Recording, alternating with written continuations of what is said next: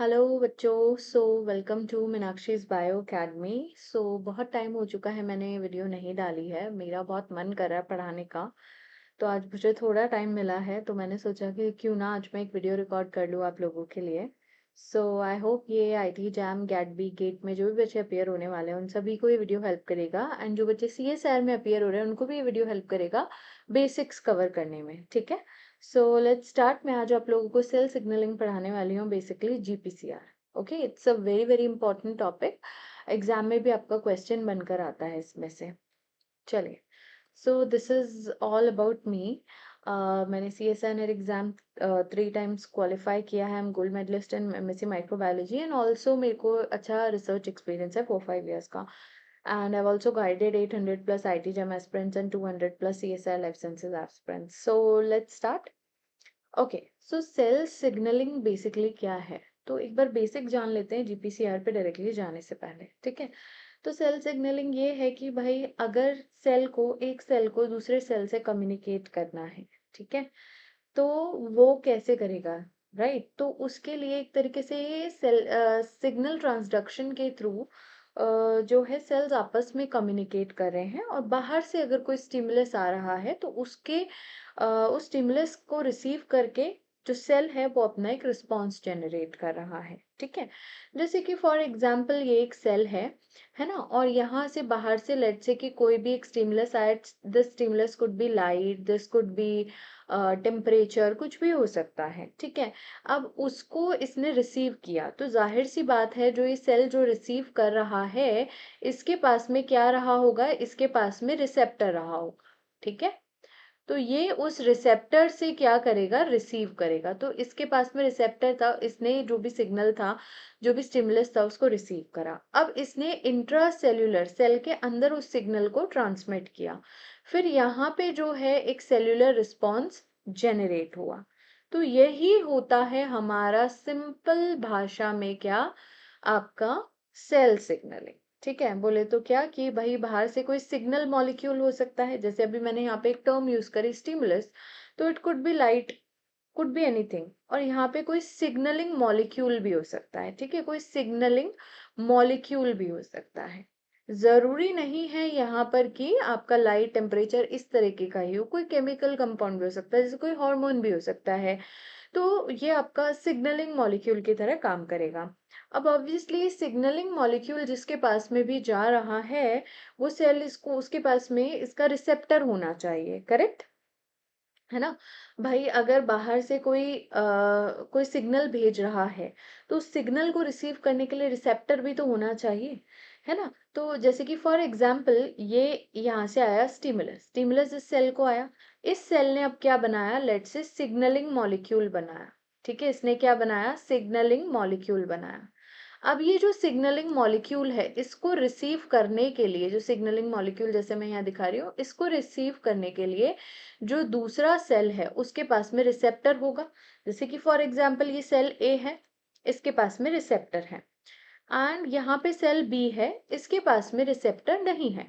तो ऑब्वियसली ये signalling molecule जा करके उसी सेल के ऊपर बाइंड करेगा जिसके पास में इसका स्पेसिफिक रिसेप्टर है। तो यहाँ पे आकर के इसने बाइंड करा। अब बाइंड करने के बाद में जो यहाँ पे क्या होगा, कुछ चेंजेस होंगे, कुछ कॉन्फर्मेशनल चेंजेस होंगे, जिसकी वजह से अंदर जो है क्या होगा, सेल्यूलर रिस्पॉन्स जेनरेट करेगा। तो अब ये जो सेल है ये क्या हुआ, सेल्यूलर रिस्पॉन्स इसने जेनरेट करा।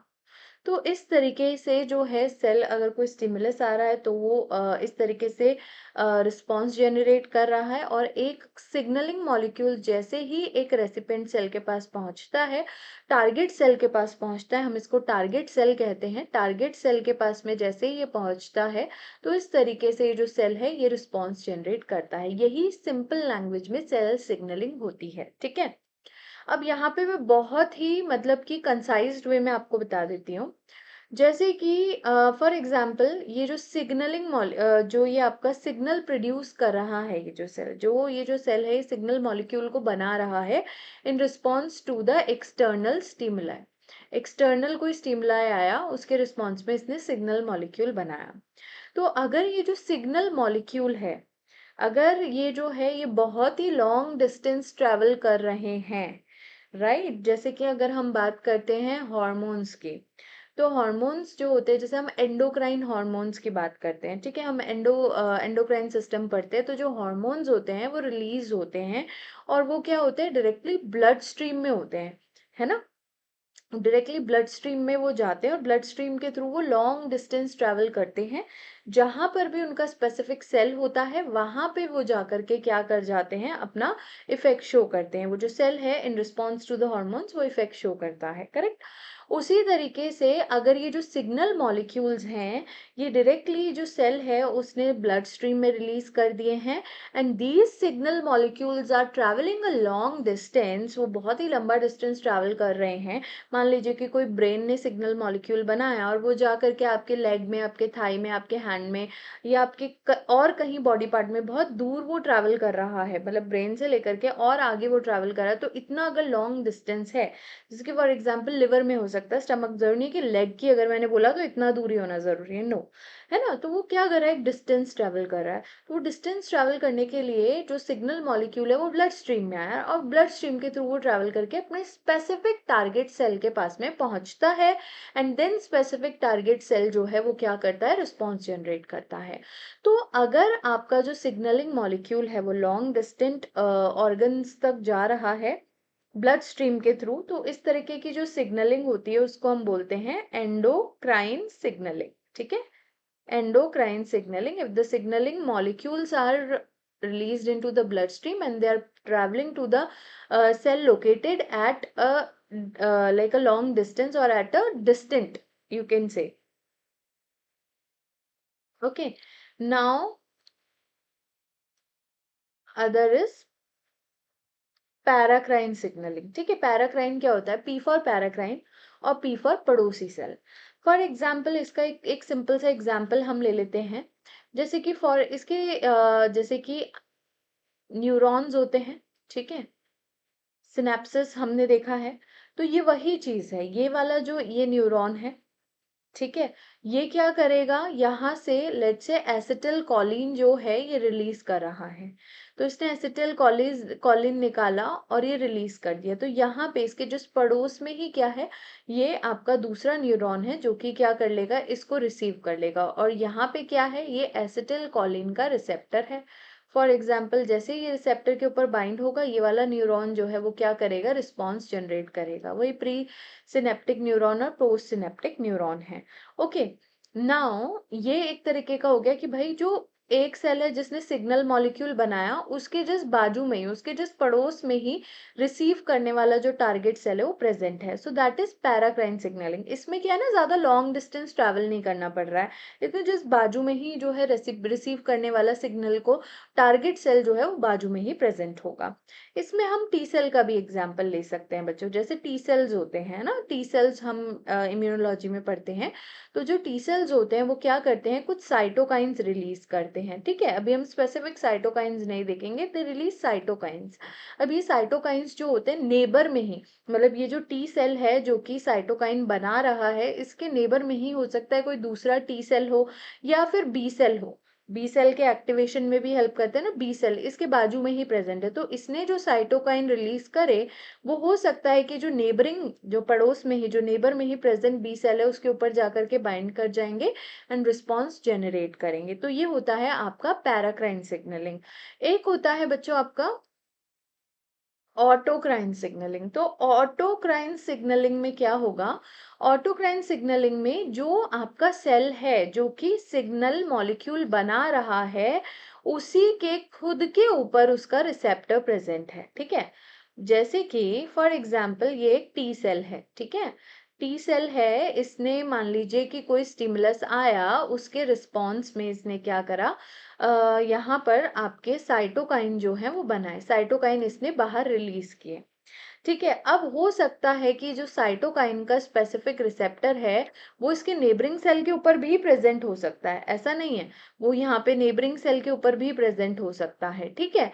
बट वो यहाँ पर भी प्रेजेंट है, तो क्या होगा, क्या ये जो साइटोकाइन रिलीज हुए वो इसके खुद के ऊपर भी, जिस सेल ने सिग्नल मॉलिक्यूल बनाया उसके ऊपर भी आकर के बाइंड कर सकता है, बिल्कुल कर सकता है।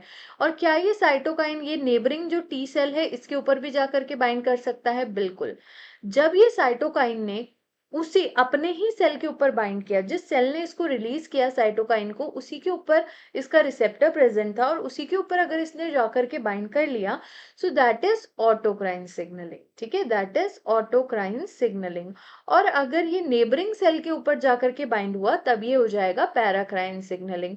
तो ये जो टी सेल वाला जो एग्जाम्पल है ना, ये आपके ऑटोक्राइन और पैराक्राइन दोनों में आता है। एक आपकी जक्स्टाक्राइन सिग्नलिंग भी होती है, जिसके अंदर की जो दोनों सेल्स होते हैं, जो सिग्नल मॉलिक्यूल बना रहा है और जो टारगेट सेल है, उन दोनों के बीच में एक फिजिकल इंटरैक्शन होना जरूरी होता है। ठीक है, ये आपकी डेल्टा नॉच जो सिग्नलिंग पढ़ते हैं, वो वाली सिग्नलिंग जक्स्टाक्राइन में आती है। ऑलराइट, सो आई होप मैंने ये आपको क्लियर कर दिया है। अब हम आते हैं जीपीसीआर के ऊपर। जीपीसीआर क्या है? GPCR are the G protein. GPCR क्या है बच्चों? G protein coupled receptor. ठीक है, जी प्रोटीन कपल्ड रिसेप्टर। अब यहाँ पे आप देखोगे कि व्हाट इज जी प्रोटीन। तो पहले मैं आपको एक बारी जी प्रोटीन के बारे में बता देती हूँ। ठीक है, पहले हम एक बार जी प्रोटीन देखेंगे। देखो क्या होते हैं जी प्रोटीन, जो आपके जीटीपी बाइंडिंग प्रोटीन्स होते हैं। ठीक है, ये दो तरीके के होते हैं। एक होते हैं हिट्रोट्राइमेरिक। हिट्रोट्राइमेरिक का मतलब क्या है कि इनके पास में 3 सब यूनिट्स हैं। ठीक है, और वो जो तीनों सब यूनिट्स हैं वो क्या हैं? अलग अलग है, एक जैसी नहीं है। Alpha, beta and gamma. ठीक है, वहीं पे मोनोमेरिक होते हैं, जो कि क्या होंगे? एक सिंगल सब यूनिट के बने होंगे। ओके, सिंगल सब यूनिट के बने होंगे। अब ऑब्वियसली देखो, हेट्रोट्राइमेरिक के 3 सब यूनिट इसके पास में, तो इसकी वजह से क्या होते हैं? लार्ज होते हैं। और जो मोनोमेरिक प्रोटीन्स होते हैं, ये क्या होते हैं? स्मॉल होते हैं। अब ये जो आपके हिट्रोमेरिक जो हिट्रोट्राइमेरिक जो जी प्रोटीन्स, जीटीपी बाइंडिंग प्रोटीन्स होते हैं, उनको हम कॉमनली बोलते हैं क्या? ऑल्सो नोन एज जी प्रोटीन्स, जो भी हम जीपीसीआर में देखेंगे। वहीं पे क्या उसके अलावा जो मोनोमेरिक वाले जी प्रोटीन्स होते हैं, उनको हम क्या बोलते हैं? मोनोमेरिक जीटीपीएसेस, जिनको हम आगे पढ़ेंगे, जिनको हम जो है आपका प्रोटीन जो ट्रैफिकिंग वाला टॉपिक होता है, उसमें भी हम पढ़ते हैं। ठीक है, जैसे कि आपका फॉर एग्जाम्पल रैन जीटीपीएस हो गया। ठीक है, और भी बहुत सारे होते हैं, राब हो गया। ठीक है, बहुत सारे होते हैं, वो अभी आगे चल के जैसे जैसे हम पढ़ेंगे, हमें वो समझ में आता जाएगा कि मैं कौन से मोनोमेरिक जीटीपीएस की बात कर रही हूँ। ठीक है, चलिए, सो अब हम वापस से आते हैं। जीपीसीआर जो है वो largest family of cell surface receptor है। अब ये जो ऑब्वियसली ये क्या है, जैसे कि फॉर एग्जांपल ये सेल है, तो ये सेल के सरफेस पर प्रेजेंट है, तो इसको हम सेल सरफेस रिसेप्टर कह देंगे। सिंपल सी बात है। और जो रिसेप्टर सेल के अंदर प्रेजेंट होगा, उसको हम क्या कह देंगे? जो रिसेप्टर सेल के अंदर प्रेजेंट है, तो उसको हम क्या बोलते हैं? इंट्रासेल्यूलर रिसेप्टर बोलते हैं, है ना। न्यूक्लियर रिसेप्टर्स जो होते हैं वो इंट्रासेल्यूलर होते हैं। अब यहाँ पे देखो, जाहिर सी बात है कि अब जो रिसेप्टर सेल के सरफेस पर प्रेजेंट है, ठीक है, तो ऑब्वियसली जो उसका सिग्नल मॉलिक्यूल होगा, जो कि इस रिसेप्टर के ऊपर आकर के बाइंड करेगा, वो क्या होगा बच्चों? हाइड्रोफिलिक होगा। वो क्या होता है? यूजुअली हाइड्रोफिलिक होता है, हाइड्रोफिलिक होता है। राइट, अब अगर मैं बोलूं कि यही हाइड्रोफिलिक जो सिग्नल मॉलिक्यूल है, क्या यही hydrophilic signal molecule intracellular receptor के ऊपर भी जाकर के बाइंड कर सकता है क्या? बिल्कुल भी नहीं, क्योंकि जो हाइड्रोफिलिक मॉलिक्यूल है, सिग्नलिंग मॉलिक्यूल है, वो इसको क्रॉस ही नहीं कर पाएगा मेम्ब्रेन को। तो अब ऑब्वियसली अगर सेल के अंदर रिसेप्टर है, तो जो मेम्ब्रेन है उसको क्रॉस करके जाना पड़ेगा। सो फॉर दैट जो इंट्रासेल्यूलर रिसेप्टर होते हैं हमारे, वहां पर जो हमारा सिग्नलिंग मॉलिक्यूल रहता है, वो क्या रहता है? हाइड्रोफोबिक रहता है। क्लियर है सभी को? ठीक है, चलिए अब यहाँ पे देखते हैं। GPCR present in the all eukaryote, सारे यूकेरियोट्स में प्रेजेंट होते हैं। लार्जेस्ट फैमिली होते हैं। Receptor for neuro transmitters and hormones. ये जो होते हैं जीपीसीआर, रिसेप्टर की तरह एक्ट करते हैं न्यूरो के लिए भी and as well as hormones के लिए भी।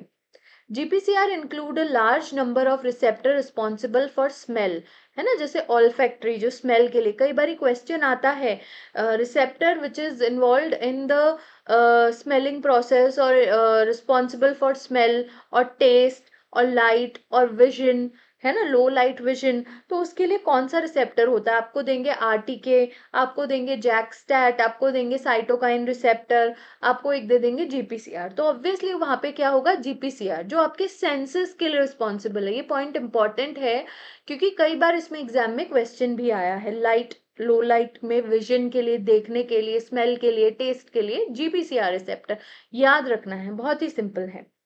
अब ये रिसेप्टर होता कैसा है, स्पैन्स द मेम्ब्रेन 7 टाइम। देखो ये आपकी क्या है, मेम्ब्रेन है, आपको यहाँ पे दिख रही है, ये आपकी क्या है, मेम्ब्रेन है, प्लाज्मा मेम्ब्रेन है, ठीक है। तो अब यहाँ पे मेम्ब्रेन को ये 7 बार क्रॉस कर रहा है, 7 बार मेम्ब्रेन के थ्रू ये पास हो रहा है। तो ये वाले जो रीजन है, अगर आप यहाँ पे देखेंगे, दूसरे कलर से बताती हूँ, ये जो पर्टिकुलर रीजन है ये ट्रांस मेम्ब्रेन रीजन है, ठीक है। तो ये क्या कर रहा है, मेम्ब्रेन को कितनी बार क्रॉस कर रहा है, स्पैन कर रहा है, 1 2 3 4 5 6 7। तो क्या ये 7 टाइम मेम्ब्रेन को स्पैन करता है? क्या इसमें अगर क्वेश्चन में लिखा है 7 ट्रांस मेम्ब्रेन रीजन होते हैं, तो क्या ये कहना सही होगा? बिल्कुल सही होगा कि इसके अंदर 7 ट्रांस मेम्ब्रेन रीजन्स होते हैं, बिल्कुल सही है, ठीक है। अब यहाँ पे एक चीज और याद रखेंगे, जिसके ऊपर एग्जाम में क्वेश्चन आता है कि जो एन टर्मिनल होता है रिसेप्टर का, वो एक्सटर्नल साइड में होता है और सी टर्मिनल जो होता है वो साइटोसोलिक होगा। इसके ऊपर भी क्वेश्चन पूछ सकते हैं। और क्योंकि इसकी शेप जो है इस तरीके से आप देख रहे हो, ये रिजेंबल कर रही है लाइक जैसे स्नेक होता है ना, तो इट्स अ सर्पेंटाइन रिसेप्टर भी हम जीपीसीआर रिसेप्टर को बोलते हैं। क्लियर है? चलिए, अब जीपीसीआर, अब यहाँ पे देखो, अभी अगर ये मैं इतना सा बोलूं तो ये क्या है, क्या ये जीपीसीआर है? क्या ये जी प्रोटीन कपल रिसेप्टर है? नहीं, ये अभी सिर्फ एक रिसेप्टर है, ये अभी सिर्फ क्या है, एक रिसेप्टर है। यहाँ पे कहीं पे जी प्रोटीन तो हमें दिखा ही नहीं, करेक्ट। तो ये अभी अगर मैं सिर्फ इस स्ट्रक्चर को देखूं तो इसको मैं जीपीसीआर नहीं कहूंगी, क्योंकि यहाँ पे अभी जी प्रोटीन कहीं पे मेंशन ही नहीं है, जी प्रोटीन हमें दिख ही नहीं रहा है। जब जी प्रोटीन यहाँ पर आ गया, जैसे कि अगर मैं यहाँ पे लगा देती हूँ जी प्रोटीन, ये आपका जी प्रोटीन है, हेट्रोट्राइमेरिक जी प्रोटीन, ये यहाँ पर आ गया, तब मैं इसको जीपीसीआर कहूंगी। क्लियर? चलो, सो जीपीसीआर जो होते हैं they are link to the G protein. G protein क्या होते हैं? These are the GTPase switch proteins, ये जीटीपीएज स्विच प्रोटीन्स होते हैं। लाइक जी प्रोटीन्स जो होते हैं वो ऑन होते हैं जब इनके ऊपर क्या होता है, जीटीपी बाउंड होती है। मतलब कि फॉर एग्जाम्पल ये आपका एल्फा, ये गामा, ये बीटा, इस तरीके से है ना। तो यहाँ पर आपका ये 3 यूनिट है, 1 2 3, करेक्ट। तो आपका यहाँ पे अगर जीटीपी बाउंड होगा, ठीक है, अगर यहाँ पे आपका जीटीपी बाउंड होगा इस प्रोटीन के साथ में, तो ये प्रोटीन क्या होगा, एक्टिव होगा। बट जब ये जीटीपी जो होगा इसकी जगह पर अगर ये जीडीपी बाउंड होगा, अगर इस प्रोटीन के साथ में जीडीपी बाउंड होगा, तो मैं ये कहूंगी कि ये क्या है, इनएक्टिव स्टेट में है। क्या है ये? इनएक्टिव स्टेट में है। क्लियर? ठीक है। अब यहाँ पे देखोगे, इसके लिए हम इसे क्या कहते हैं, जी प्रोटीन्स आर जीटीपीएस स्विच प्रोटीन्स।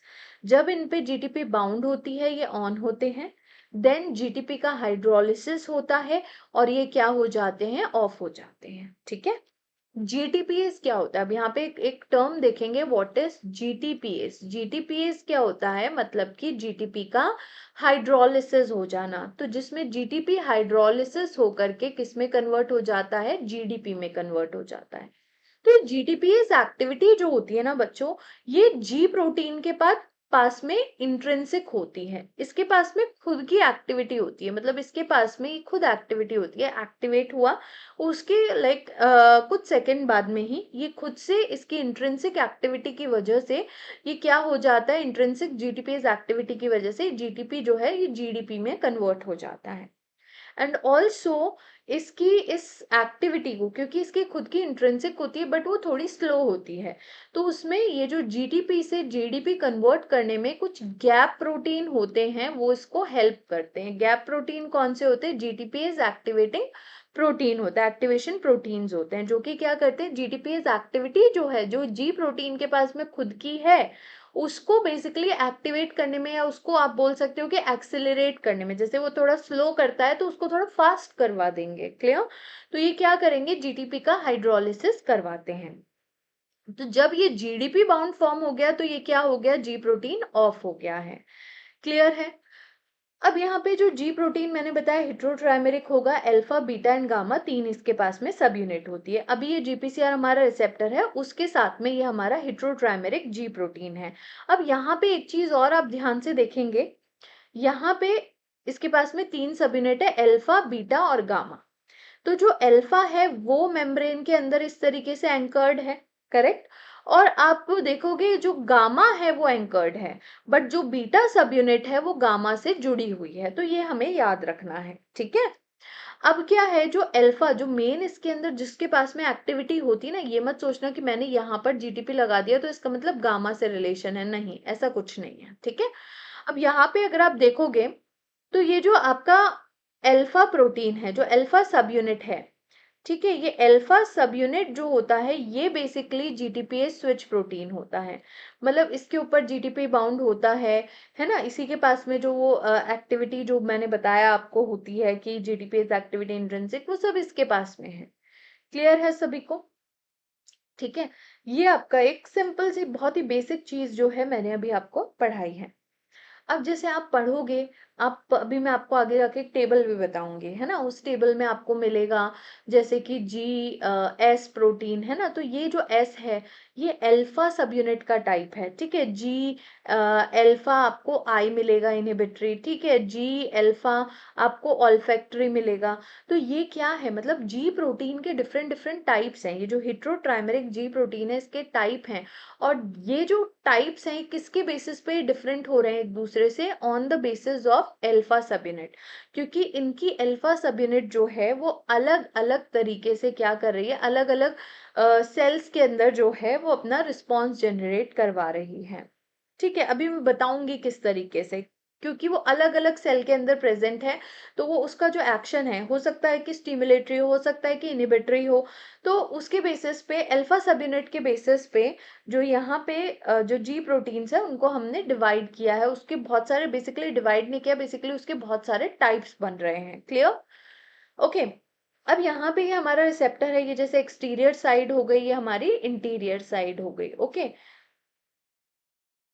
तो अब अगर हम यहाँ पर देखते हैं तो ये जो है, ये बाहर की तरफ जो लूप्स है इसको मैं एक्सटर्नल लूप बोल दूं। एक्सटर्नल लूप 1 हो गया, एक्सटर्नल लूप 2 हो गया, एक्सटर्नल लूप 3 हो गया। और ये जो अंदर की तरफ है ये क्या है, आपके इंटरनल लूप्स हैं। अब ये जो आपका इंटरनल लूप 3 होता है ना बच्चों, इसके पास में क्या होती है, जीईएफ एक्टिविटी होती है। अब ये जीईएफ एक्टिविटी क्या है, जीईएफ एक्टिविटी होती है जी न्यूक्लियोटाइड एक्सचेंज फैक्टर। मतलब कि अगर कोई, जैसे कि ये जी अल्फा सब यूनिट है, ठीक है, अभी क्या है, इसके ऊपर लेट से जीडीपी बाउंड है। जब इसके ऊपर जीडीपी बाउंड है तो ये क्या है, ऑफ है। ठीक है, तो क्या होगा, जैसे ही कोई सिग्नलिंग मॉलिक्यूल ने आ करके बाइंड किया किसके ऊपर, आपके जीपीसीआर रिसेप्टर के ऊपर, तो जैसे ही आकर के बाइंड किया सिग्नल मॉलिक्यूल ने, जो आपका जी प्रोटीन है उसके अंदर क्या होगा, कॉन्फर्मेशनल चेंज होगा। ओके, अब वो कॉन्फर्मेशनल चेंज जैसे ही होता है, सिग्नल मॉलिक्यूल आया, कॉन्फर्मेशनल चेंज हुआ, वैसे ही जो आपका इंटरनल लूप 3 है इसकी जीईएफ एक्टिविटी जो है वो क्या हो गई है, एक्सपोज हो गई है। मतलब कि जब मैम सिग्नल मॉलिक्यूल नहीं था तब क्या वो एक्सपोज नहीं थी, तब क्या वो मास्क्ड थी? यस। बट जैसे ही क्या हुआ, लीगेंड ने आकर के बाइंड किया रिसेप्टर के ऊपर, कॉन्फर्मेशनल चेंज हुआ, एंड जो मास्क्ड जीईएफ एक्टिविटी थी IL3 की, इंटरनल लूप 3 की, वो एक्सपोज हो गई। तो अब वो क्या करेगा, ये जो इंटरनल लूप 3 है, ये इस जीडीपी को हटा देगा, एक्सचेंज, क्योंकि ये क्या है, एक्सचेंज फैक्टर है। ये इसको एक्सचेंज करके, इसको हटा के इसकी जगह एक दूसरी जीडीपी को लगा देगा। एक्सचेंज कैसे करते हैं हम, एक चीज देते हैं और दूसरी चीज लेते हैं, यही तो एक्सचेंज होता है ना। कि जैसे फॉर एग्जाम्पल हमारा कोई प्रोडक्ट हमने मंगाया, वो खराब निकल गया, तो हम क्या करते हैं, वो खराब वाला दे देते हैं, नया वाला ले लेते हैं, सही वाला ले लेते हैं। तो यहाँ पर भी ये है, जो जीडीपी है उस वो हट जाएगी, वो दे उसको ये ले लेगा, और जो जीटीपी है उसको यहाँ पे लगा देगा। तो जैसे ही यहाँ पे जी अल्फा पे जीटीपी बाउंड हो गया, ये क्या हो गया है, एक्टिव हो जाएगा। ये क्या हो जाएगा, एक्टिव हो जाएगा, और मैं कह दूं कि ऑन हो जाएगा। ठीक है। अभी मैं आपको ये इतना अगर समझ में आ गया, तो अब यहाँ पे हम लोग कुछ पॉइंट्स देखते हैं, बहुत ही सिंपल कुछ पॉइंट्स है।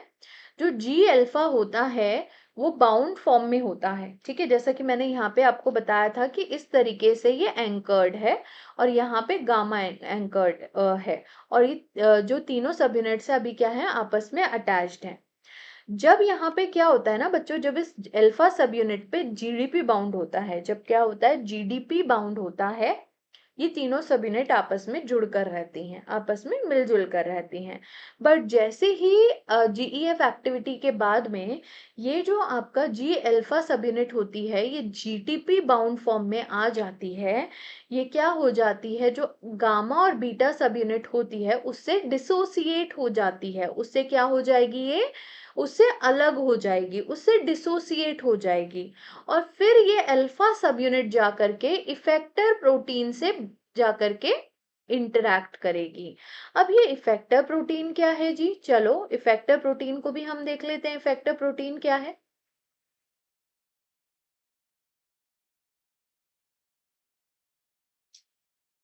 फॉर एग्जाम्पल जैसे कि ये हमारा सिग्नलिंग मॉलिक्यूल जीपीसीआर है, इसके ऊपर हमारा सिग्नल मॉलिक्यूल ने आकर के बाइंड किया। जैसे ही सिग्नल मॉलिक्यूल ने आकर के बाइंड करा, तो यहाँ पे जो जीईएफ एक्टिविटी थी वो एक्टिवेट हो गई। तो इस जीईएफ एक्टिविटी ने क्या किया, जो हमारा जी प्रोटीन था उसको क्या कर दिया है, एक्टिवेट कर दिया है। अब उसके जो अल्फा सब यूनिट है उस पे क्या हो गया, जीटीपी बाउंड हो गया। तो जैसे ही जीटीपी बाउंड हो गया, ये जो जी अल्फा सब यूनिट है ये अपने जीटीपी बाउंड फॉर्म में ये गामा और बीटा से क्या हो गई, अलग हो गई। इसको थोड़ा सा मैं दूर बनाती हूँ।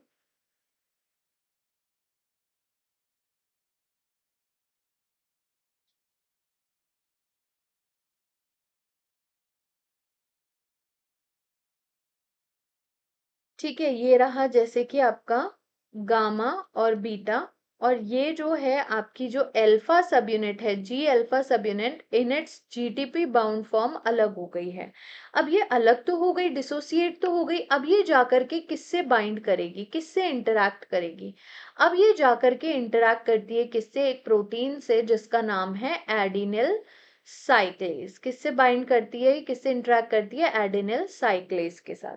ठीक है, इसी को हम क्या बोल रहे हैं, इफेक्टर प्रोटीन बोल रहे हैं।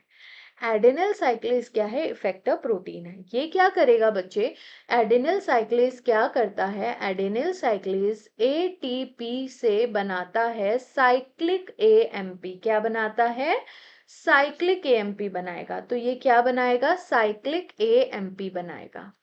और ये जो साइक्लिक एएमपी होते हैं, इन्हीं को ये यहाँ पे क्या होते हैं, सेकेंडरी मैसेंजर की तरह एक्ट करते हैं। क्योंकि ये जो प्राइमरी मैसेंजर कौन था, प्राइमरी मैसेंजर हमारा ये सिग्नल मॉलिक्यूल था। अब इस सिग्नल मॉलिक्यूल ने तो आके पहले मैसेज दे दिया, अब इंटरनली उस मैसेज को आगे कौन लेकर जा रहा है, ये साइक्लिक एएमपी मॉलिक्यूल इंट्रासेल्युलरली उस सिग्नल को ट्रांसड्यूस कर रहे हैं। तो ये क्या हो गए, सेकेंडरी मैसेंजर हो गए। एग्जाम में क्वेश्चन पूछा जाता है। तो as G alpha is GTPase switch, जैसा कि मैंने बताया, इसके पास में खुद की इंट्रिंसिक जीटीपीएस एक्टिविटी होती है, जो कि हाइड्रोलाइज करती है जीटीपी को, इनएक्टिवेट करती है जी अल्फा प्रोटीन को। ट्रांसड्यूसिंग द सिग्नल, जैसे कि इस जी अल्फा ने जीटीपी बाउंड फॉर्म में अपनी एक्टिव फॉर्म में इंटरेक्ट किया आकर के एडेनिल साइक्लेज से, और एडेनिल साइक्लेज ने प्रोड्यूस किए साइक्लिक एएमपीज। ठीक है, तो अब इसका मतलब ये थोड़ी ना है कि ये जी अल्फा प्रोटीन हमेशा ही एक्टिव, हमेशा के लिए एक्टिव हो गया, जिंदगी भर के लिए एक्टिव हो गया, नहीं, ऐसा नहीं होता है। ठीक है, ये क्या हुआ है, इसने इसको, ये कुछ सेकंड्स के लिए होता है एक्टिव। ठीक है, देन उसके बाद में इंट्रिंसिक जीटीपीज एक्टिविटी इसके जीटीपी को हाइड्रोलाइज करके वापस से जीडीपी में कन्वर्ट कर देती है। ठीक है, so within a short time G alpha subunit undergoes auto inactivation due to its GTPase activity. I hope this is clear. Then a protein known as RGS, उसके अलावा एक और प्रोटीन होता है जिसको हम बोलते हैं RGS, regulator of GPCR signalling. ये इसको फर्दर एनहांस करता है इस GTP हाइड्रोलिसिस के प्रोसेस को। Okay, so thus we can say that these RGS protein is gap, जो मैंने अभी बताया था GTPase activating protein है। I hope this is clear. Okay.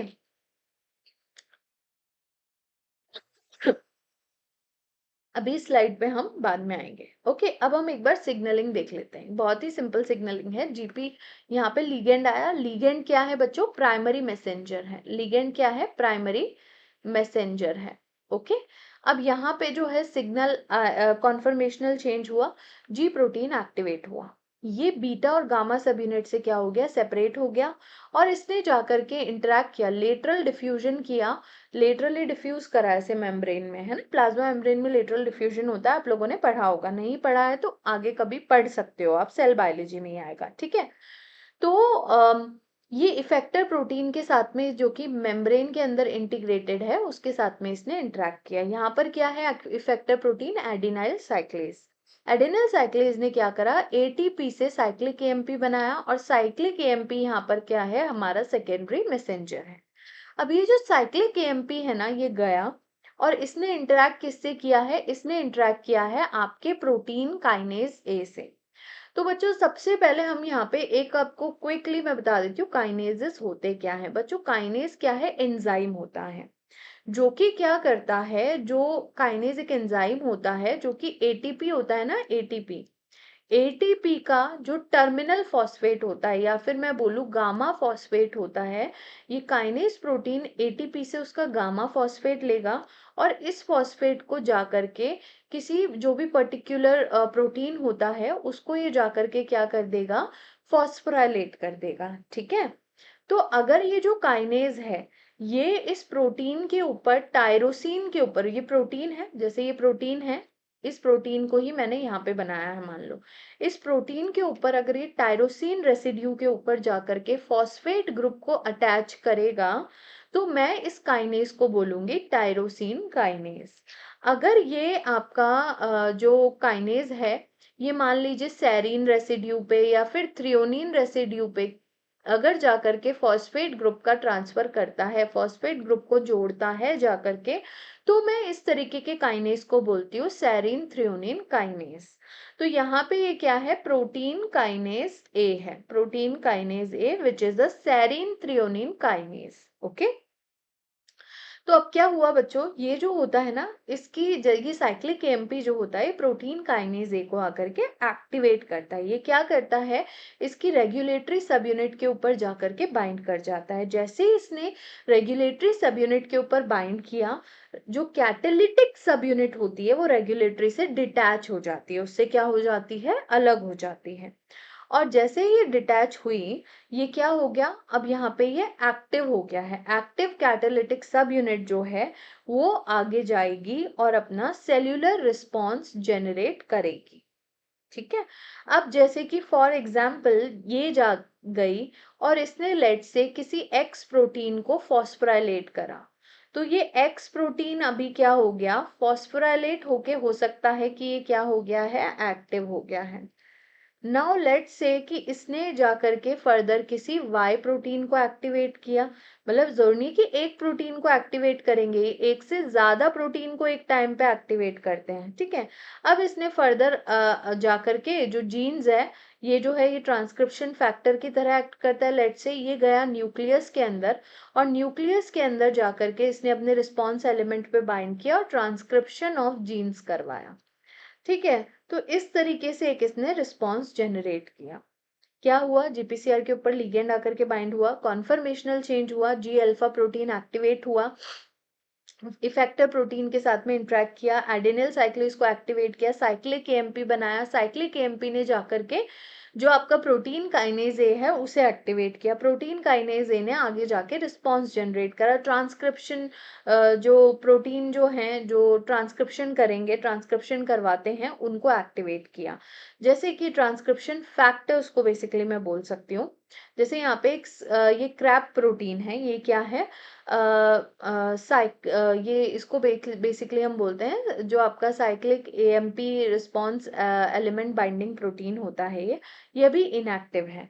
ठीक है, देन ये क्या हो जाता है, इसके ऊपर जैसे ही यहाँ पे फॉस्फोराइलेशन किया, प्रोटीन काइनेज ए ने इसका फॉस्फोराइलेशन किया सेरिन थ्रेओनिन का, तो ये क्या हो गया, एक्टिव हो गया। एक्टिव होने के बाद में इसने क्या करवाया, ट्रांसक्रिप्शन कराया। इसने क्या करा, रिस्पॉन्स एलिमेंट के ऊपर जाकर के बाइंड किया और ट्रांसक्रिप्शन ऑफ जीन्स करवाया। This is crab is nothing but cyclic AMP response element binding protein. ठीक है, रिस्पॉन्स एलिमेंट बाइंडिंग प्रोटीन, तो ये उससे जाकर के बाइंड करेगा। ठीक है, चलिए, सो क्रैब क्या है, cyclic AMP response element binding protein है। जैसे ही एक्टिवेट हुआ है, ये क्या करेगा, ये जैसे ही एक्टिवेट हुआ, इसने रिक्रूट करा सीबीपी को। क्या करा, रिक्रूट करा सीबीपी को, विच इज द को एक्टिवेटर, क्रैब बाइंडिंग प्रोटीन। ठीक है, वो आया और क्या करा, उसने जीन का ट्रांसक्रिप्शन किया। तो ये सिग्नलिंग है, इसको याद रखने की ऐसे बहुत ज्यादा जरूरत नहीं है। क्रैब एक्टिवेट हुआ, उसने सीबीपी का रिक्रूटमेंट करा और जीन्स का ट्रांसक्रिप्शन करवाया। ठीक है, अब ये जैसे कि फॉर एग्जांपल ये तो एक सिग्नलिंग हो गई। अब जैसे मैंने बताया था प्रोटीन काइनेज ए ने एक्स प्रोटीन को एक्टिवेट किया। अब प्रोटीन काइनेज ए सिर्फ एक एक्स प्रोटीन को नहीं करेगा, वो मल्टीपल एक्स प्रोटीन को करेगा। अब मल्टीपल एक्स प्रोटीन एक्टिवेट हो गए, वो और बहुत सारे वाई प्रोटीन को एक्टिवेट करेंगे। अब ये जो बहुत सारे वाई प्रोटीन है, बहुत सारे ट्रांसक्रिप्शन फैक्टर्स को क्या करेंगे, एक्टिवेट करेंगे। और ये बहुत सारे ट्रांसक्रिप्शन फैक्टर्स जो हैं, ये न्यूक्लियस के अंदर जाकर के जो है ज्यादा ट्रांसक्रिप्शन करवाएंगे। तो यहाँ पे क्या जो फाइनल रिस्पॉन्स है वो हमें क्या मिलेगा, ज्यादा मिलेगा। एग्जेजरेटेड नहीं बोल के, बल्कि इनफ अमाउंट, जितना रिक्वायर्ड अमाउंट है उसमें हमें यहाँ पर जो है ट्रांसक्रिप्शन देखने को मिलेगा।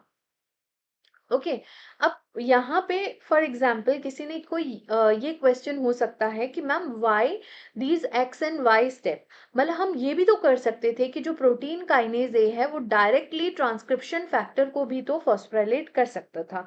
यस, कर सकता था। तो उसमें ये जो दो स्टेप्स होते ये नहीं होते। बट अगर ये दो स्टेप्स नहीं होते, अगर ये एक्स और वाई जो प्रोटीन्स है, स्टेप बोल लो या यहाँ पे एक बार के लिए समझने के लिए स्टेप बोल सकते हो, कि अगर मैं यहाँ पे प्रोटीन काइनेज है बहुत सारे एक्स प्रोटीन को ना करता और ये ना करता तो बहुत सारे वाई प्रोटीन नहीं होते, बहुत सारे वाई प्रोटीन नहीं होते तो बहुत सारे ट्रांसक्रिप्शन फैक्टर एक्टिवेट नहीं होते।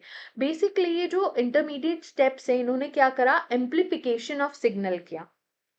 Now what is amplification of signal, जैसे कि फॉर एग्जांपल जो आपका हार्मोन होता है, जो आपका हार्मोन होता है वो बच्चों बहुत ही ज्यादा लो अमाउंट में, बहुत ही ज्यादा लेस अमाउंट में रिलीज होता है। ठीक है, तो अब यहाँ पे अगर हम इस तरीके से करते, अगर फॉर एग्जांपल यहाँ पे आप समझो कि प्रोटीन काइनेज ए है, लेट्स से कि मैं एक ही प्रोटीन काइनेज ए को लेकर चल रही हूँ, इसने आपके 5 या फिर 4 एक्स प्रोटीन को एक्टिवेट किया, लेट से 4 एक्स प्रोटीन को एक्टिवेट किया। अब ये जो 4 एक्स प्रोटीन है, इसमें हर एक एक्स प्रोटीन ने 4 वाई प्रोटीन को एक्टिवेट किया।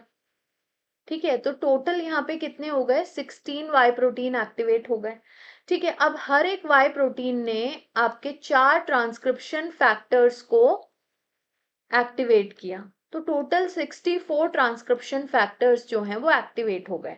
बट अगर वहीं पे ये एक्स और वाई ना होते इंटरमीडिएट में और प्रोटीन काइनेज ए जो है वो डायरेक्टली आपका ट्रांसक्रिप्शन फैक्टर को एक्टिवेट करता, तो वो सिर्फ 4 से 5 ही ट्रांसक्रिप्शन फैक्टर यहाँ पे इस केस के अकॉर्डिंग एक्टिवेट कर पाता। करेक्ट है ना? तो यहाँ पे ये जो इंटरमीडिएट स्टेप्स हैं, इन्होंने क्या करा, जो सिग्नल है उसका एम्प्लीफिकेशन कर दिया। तो ये इंटरमीडिएट स्टेप्स क्या कर रहे हैं, इंटरमीडिएट से जो एक्स और वाई इंटरमीडिएट है, ये एम्प्लीफिकेशन ऑफ सिग्नल कर रहे हैं। सिग्नल का क्या हो रहा है, एम्प्लीफिकेशन हो रहा है। इसके ऊपर भी एग्जाम में क्वेश्चन आता है।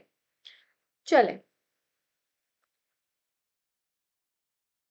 ओके, सो जैसा कि मैं जी प्रोटीन की major classes of trimeric G proteins मैं क्लासेस की बात कर रही थी, तो अगर आप यहाँ पे देखोगे तो जी एस एल्फा, तो बेसिकली ये जो क्लासेस हैं जी प्रोटीन की, ये क्लासेस बनी किसके बेसिस पर हैं, जी एल्फा सब यूनिट के बेसिस पर ही ये बनी है। ओके, अब now this is S alpha, this is I alpha, which is the in this is I only.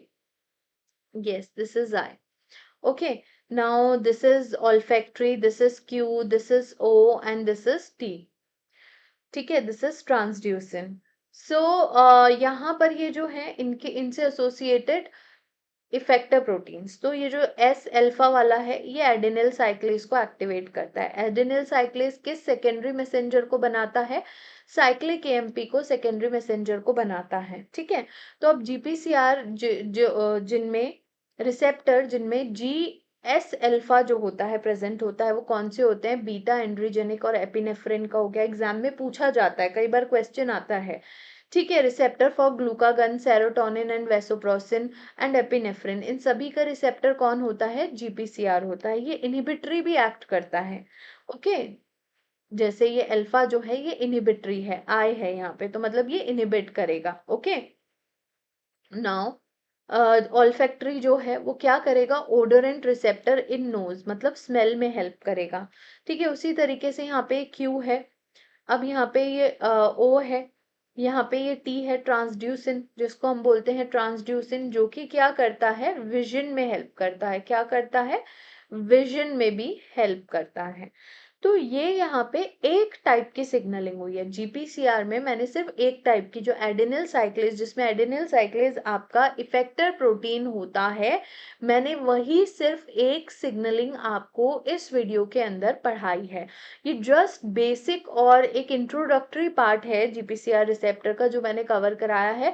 अगर आप लोग ज़्यादा पढ़ना चाहते हो तो आप लोग मुझे बता सकते हो कमेंट करके, एंड मेरा जो टेलीग्राम चैनल है एंड मेरा जो इंस्टाग्राम हैंडल है, उस सभी का लिंक जो है डिस्क्रिप्शन बॉक्स में आपको मिल जाएगा, वहाँ पे मुझे ज्वाइन कर सकते हैं। एंड कोई भी क्वेश्चन है, कोई भी क्वेरी है, कमेंट बॉक्स में आप डाल सकते हो।